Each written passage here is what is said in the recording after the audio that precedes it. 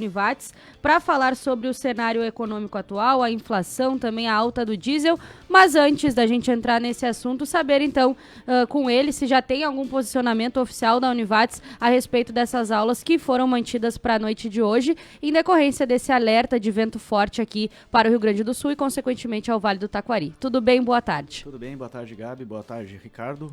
Boa tarde Também aos ouvintes da Rádio Independente, Grupo Independente.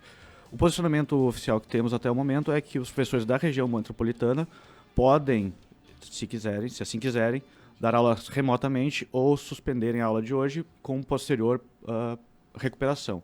Já os professores que residem no Vale do Taquari, as aulas estão mantidas presencialmente, tanto para hoje à noite quanto para amanhã de manhã.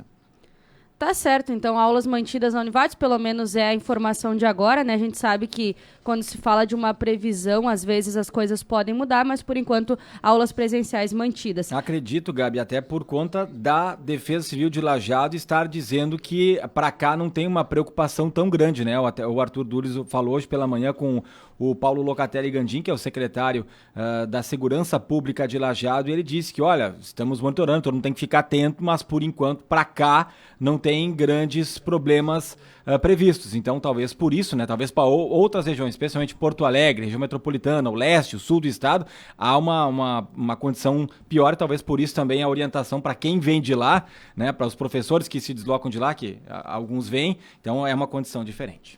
Então segue essa informação. Por enquanto na região não tem alerta de maior gravidade, mas a gente segue monitorando.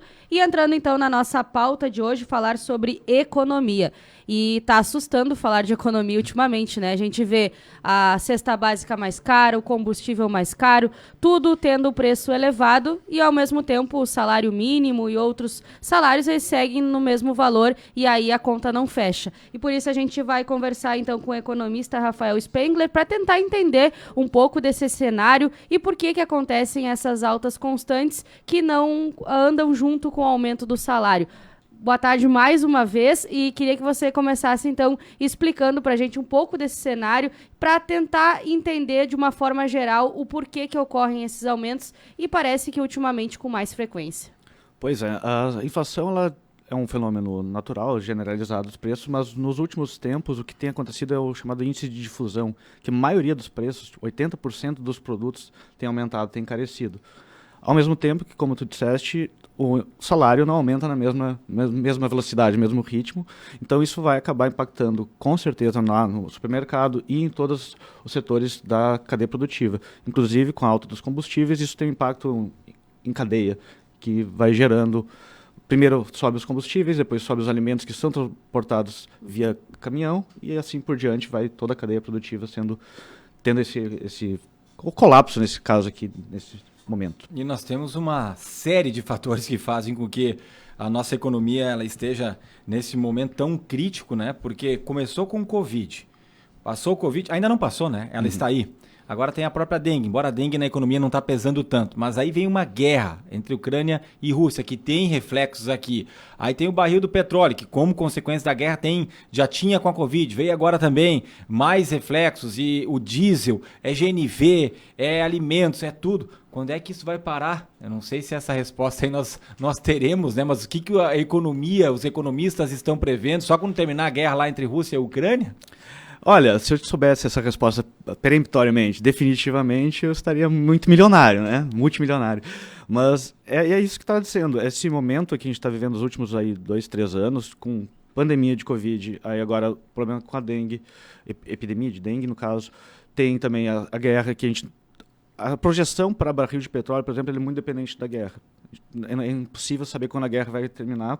Ninguém sabe, de fato, e nem tem projeção, né? Pode ser que Putin e Ucrânia durem por 1 ano, 2, pode ser que se chegue a um acordo, o que é menos provável logo, o que impactaria também no preço do combustível. É bem interessante que o preço ele traz uma informação, né? Tipo, mesmo que a gente não soubesse da guerra da Ucrânia, por exemplo, acabou o meio de comunicação, a gente saberia via preços que está tendo alguma coisa diferente no cenário desses produtos. Seja de barril de petróleo, seja de combustível, GNV e assim por diante, porque o preço traz essa informação.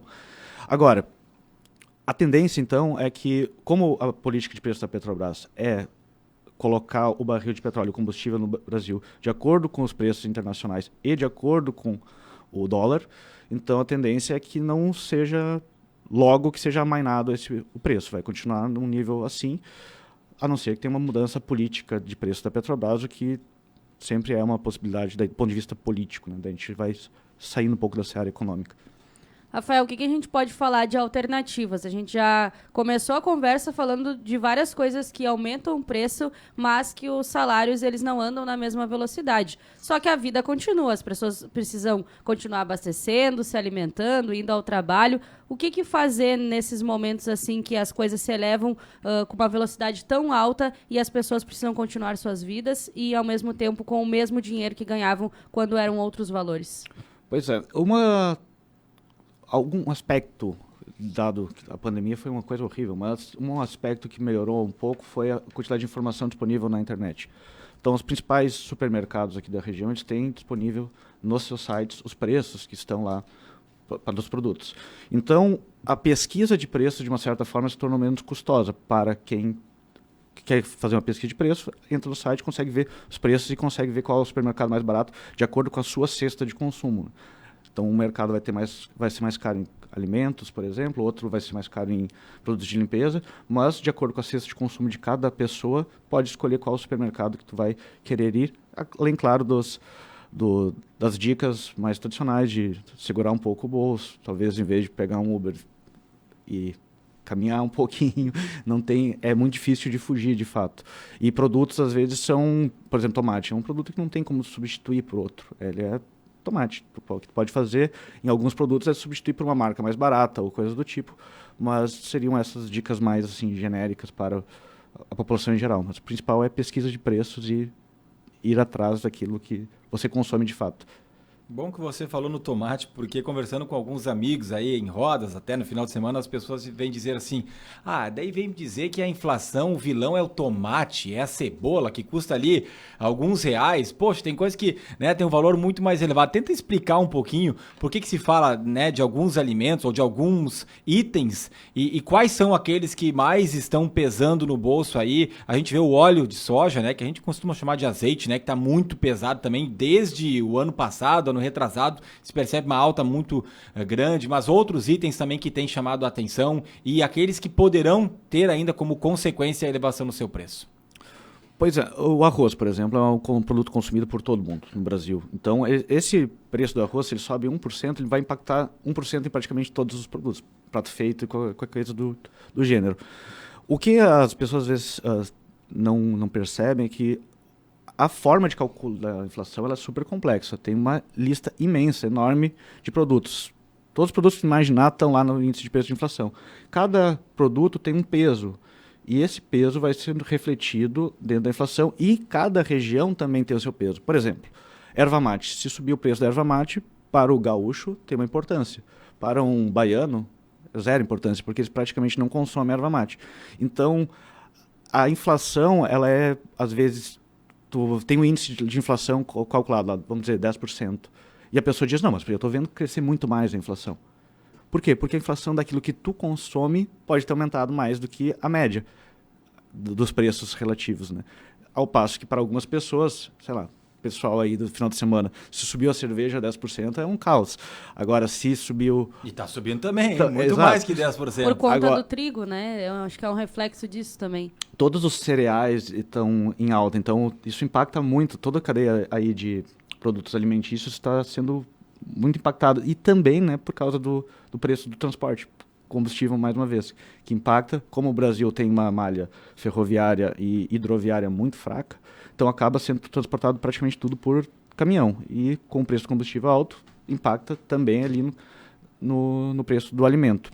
Nessa mesma leva, agora eu lembrei da cenoura, né? Que foi no país todo chamando a atenção, chegando a 11, 12 reais o quilo da cenoura. Também tem por conta desse motivo da inflação, né? Obviamente. Sim, e alguns eventos climáticos também, né? Aqui na região a gente passou por uma seca importante agora nos últimos meses.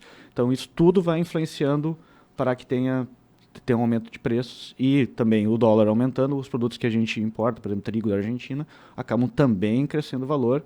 Então a gente fica correndo atrás, né? E a tendência é que esses valores eles permaneçam ou eles podem voltar a preços que eram antes? A tendência é que eles permaneçam num nível similar ao que está hoje, talvez com alguma redução para o ano que vem, né? Mas no curto prazo a gente diria que vão permanecer por aí, até porque o dólar não tende a diminuir muito de valor. Temos uma eleição ainda pela frente que sempre gera algum ruído para os preços também. E então depende de muitos fatores, né? Mas como a inflação está alta, também o governo tende a aumentar, quer dizer, o Banco Central vai aumentar a taxa de juros, muito provavelmente, o que também vai ter um impacto na inflação. O mecanismo da taxa de juros é o seguinte: o Banco Central eleva a sua taxa de juros, o que faz com que as pessoas comuns ou bancos comprem esses títulos do governo e, com isso, tem menos dinheiro em circulação. Tendo menos dinheiro em circulação, acaba tendo menos concorrência, as coisas ficam escassas e as pessoas tendem a baixar um pouco o valor para que sejam vendidos aqueles produtos. Então é um mecanismo complexo, mas que o governo está atento, claramente, o Banco Central, no caso, está bem atento, e vai aumentar a taxa de juros para tentar diminuir a inflação, mas que não deve ficar abaixo dos 8,5%, 9% neste ano. 8,5%, 9% nesse ano. Ano passado a gente teve uma inflação também que foi na casa de 11%, né? Exato. Isso uma projeção 8,5%, eu estou sendo até um pouco otimista. Pois é, até achei boa, porque se no ano passado já superou os 10%, dependendo do corte também, né? Tem para dissídios, por exemplo, né? Tem determinadas categorias que o corte é o mês de fevereiro. Então pega de fevereiro de um ano até fevereiro do outro. E assim vai, março a março. E, por exemplo, por que eu falo que até pode ser boa essa projeção? Porque nós estamos tendo nos últimos meses as maiores inflações do mês nos últimos 24, 25, 26 anos. Olha, março, por exemplo, 1,62% foi a inflação somente do mês de março. Maior inflação desde 94, quando foi implementado o Plano Real. Abril, tivemos a inflação de 1,06%, a maior inflação desde 1996 para o mês de abril. Do jeito que está, maio vai bater recorde também, de 20 e poucos anos, e assim vai. Então, é uma situação que ela é muito preocupante, né? Rafael Spengler, economista pela URGS e também professor da Univates. Então, dá para dizer que se ficarmos abaixo de 10%, essa projeção seria uma boa inflação para ano de 2022? Seria assim, dado o cenário caótico, seria uma coisa boa, né, nesse sentido. Mas essas projeções agora também a gente está com um pouco de dificuldade, porque tem uma greve dos servidores do Banco Central que fazem o Boletim Focus, que é uma estimativa dos principais bancos e instituições financeiras para a inflação, crescimento do PIB e tudo mais, que estão em greve porque querem concurso novo ou reajuste salarial.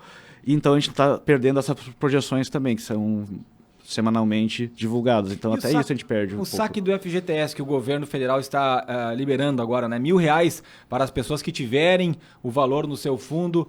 Isso pode movimentar a economia e fazer com que essa inflação aí baixe, com as taxas de juros e tudo mais, a gente tenha um movimento, porque esse projeto é um movimento bastante grande, né, na nossa economia.